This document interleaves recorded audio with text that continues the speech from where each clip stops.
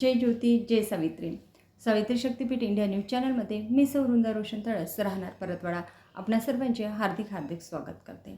महात्मा ज्योतिराव फुले यांच्या 200व्या जयंतीनिमित्त क्रांतीज्योती सावित्रीबाई फुले यांच्या 200 कविता सादर करण्याचा उपक्रम आम्ही सावित्रीच्या लेखी राबवत आहोत. तर आज आपण बघणार आहोत कवी BS इंगळे सर यांच्या लेकरा बाबाला गमावू नको या काव्यसंग्रहातील तू लेख रमा सावित्रीची ही कविता आपण बघणार आहोत. ही डावी पापणी आज कशी फडफडते ग, हा ऊर कोण्या आशंकेने धडधडते ग. मी सरळ एकटी रस्त्याने चालता ही नजर कुणाची अशी वाकडी वळे ग. असताना लाखो हात येथे मोकळे हे बेवारसी का प्रेत आईचे पडे ग. करतात प्रशंसा आईची नारीची का रोज सुहागन अशी मुक्याने जडे ग. ढग एकही नसता तिथल्या गगनामध्ये का रोज ही वर्षा रक्ताची कोसडे ग. पदरात आईच्या पान्हा हा दाटता हे मूल कोणाचे असे उपाशी रडे ग. भरभरून देते शेती माई तरी हा लेक तिचा का फासावरी चढे ग. दिसतात हजारो येथे न्याय मंदिरे हा गुन्हेगार का आनंदाने उडे ग. लुटल्या जाताना अब्रू डोळ्यापुढे हा देव तुझा का लुळा पांगळा पडे ग. सडसडून वाहता रक्त नसातून तुझ्या का हात मवाली छातीवरी पडे ग. येवो ना कुणी मदतीस तुझ्या धावूनी तू लेक रमा सावित्रीची हो पुढे ग. तू लेक रमा सावित्रीची हो पुढे ग.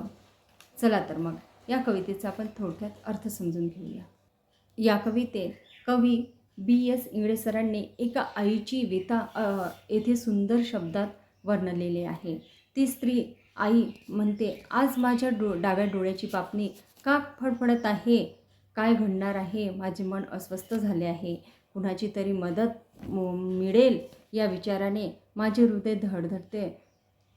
मी एकटीच रस्त्याने जात आहे, परंतु माझ्याकडे लोक का वाईट नजरेने पाहत आहे याचे मला अतिशय दुःख होत आहे. जगात मदत करणारे अनेक लोक असतात, परंतु आईची का बेवारसारखी अवस्था झाली आहे.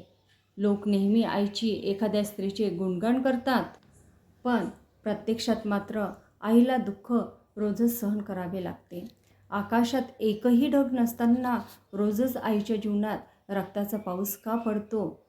आईच्या अंगात आपल्या बाळाला पाजण्यासाठी दूध आहे, तरीसुद्धा तिचंच मूल का उपाशी आहे, का रडत आहे.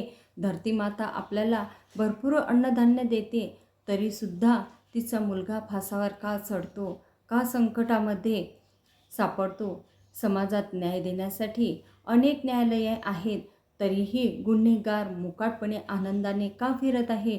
जेव्हा एखाद्या स्त्रीवर अन्याय होतो तेव्हा देव हे सर्व पाहूनसुद्धा का मदत करत नाही, का देव लाचार होतो. तुझ्या शरीरात रक्त जोराने वाहत असूनही अन्यायाविरुद्ध लढण्यासाठी तुझे हात का उठत नाही. तुझ्या मदतीला जरी कुणी आले नाही तरी तू घाबरू नको. तू धैर्याने हिमतीने पुढे जा आणि रमा सावित्रीसारखे कर्तृत्ववान व धाडशी बन. कविता आवडल्यास नक्कीच लाईक आणि शेअर करा. धन्यवाद.